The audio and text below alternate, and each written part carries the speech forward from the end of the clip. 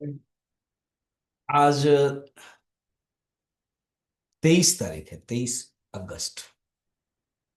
कल तक अर्जुन का जो 7 श्लोक में प्रश्न था, और सुनने के इंटरेस्ट उन्होंने व्यक्त किया।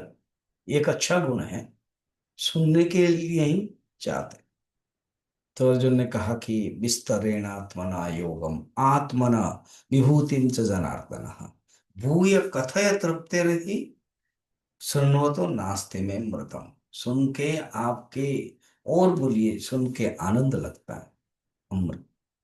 अब भगवान शुरू करते, क्योंकि विभूति मांगा ना, तो भगवान शुरू से ही विभूति लगभग कहते हैं 19 श्लोक से लेकर के भगवान पूरे इस अध्याय को ही विभूति योग कहेंगे।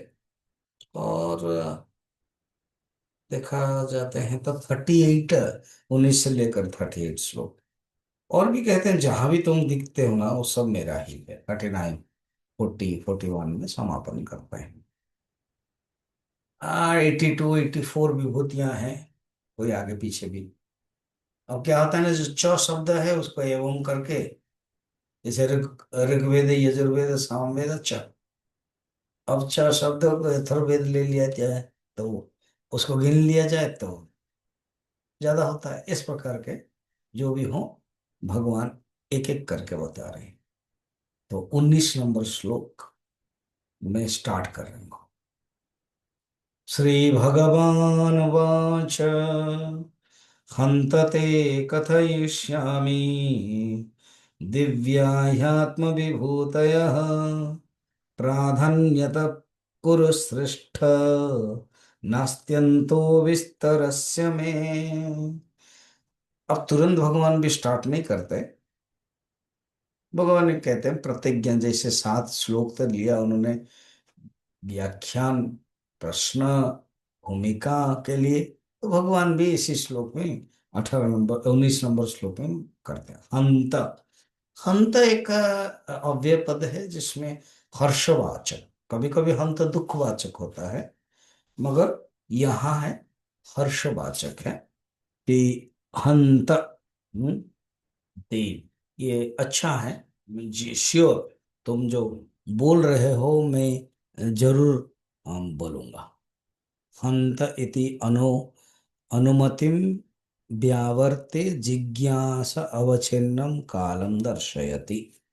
आनंदगिरी टीका में भी बताते हैं हंत का अर्थ क्या है। तो अनुकंपा के लिए, कृपा भाव प्रकाश करने के लिए संबोधन से प्रयोग किया गया है। यस यस यस, ऐसे नहीं, कोई बोलता है ऐसे, yes yes, sure sure sure sure sure sure sure बोलता है ना, तो वही मैं पूर्ण करूंगा। अनुमति करते, तुम व्याकुल मत हो। अर्जुन का आश्वासन देने के लिए हम दस सकते हैं। आत्म विभूत, ये मेरी जो विभूति है, आत्म विभूत, वो मैं तुम्हें बताऊंगा। हम तते कथयिष्यामि दिव्य आत्म विभूत प्राधान्यता कुरु श्रेष्ठ कथयिष्यामि नास्त्यंत विस्तरस्य में। देखा जाए तो हे कुरुश्रेष्ठ, ये मेरा कोई कम नहीं है, बहुत है। विभूतिया का विस्तार अंत क्या बताए, अंत नहीं है। वर्णन अभी करे, शत शत वर्ष, हजार करोड़ वर्ष तक लगेगा, उसका अंत नहीं होगा। मगर जो प्राधान्य, जो प्रधान प्रधान है, अर्थात देखा जाए तो सारा जगत के कोई भी अंश, वो सब भगवान की विभूति है।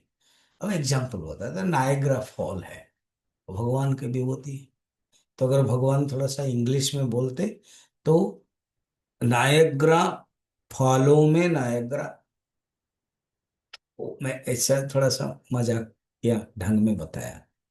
अर्थात जलप्रपातों में मैं नायग्रा, आगे भगवान ने बताया है। जान सरसाम अपि जाह्नवी, नदियों में गंगा।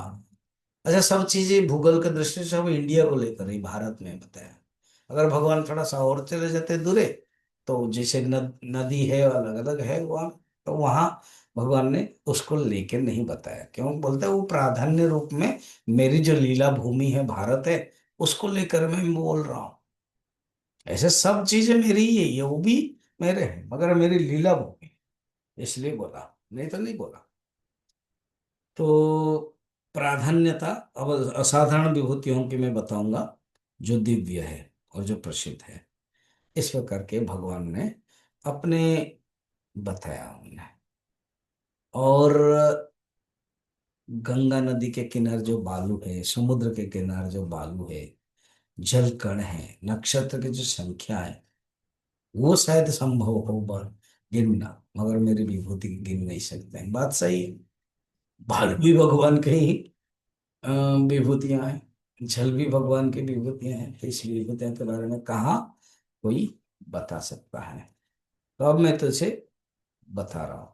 जब भी मनुष्य देख नहीं पाता है, तो अज्ञानी जान नहीं पाता है कि ये मेरे विभूतियां हैं, तो हर चीज मेरी विभूतियां हैं।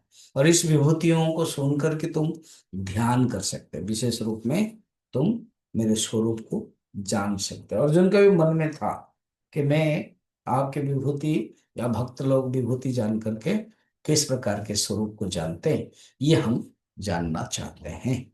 तो ये, हाँ, आ, अर्जुन को भगवान शुरू करते हैं बताने के लिए। कल से बता देंगे भगवान की विभूतियां क्या है।